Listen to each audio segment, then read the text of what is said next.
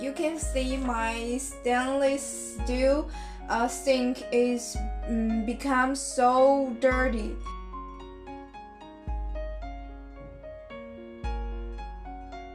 Today I will use magic eraser sponge to make my dirty sink bright again.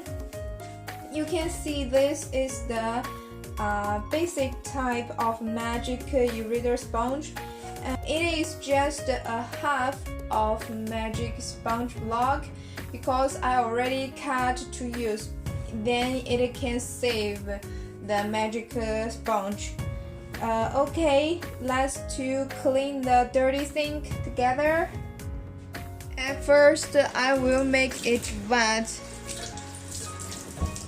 Okay, I will wipe the sink.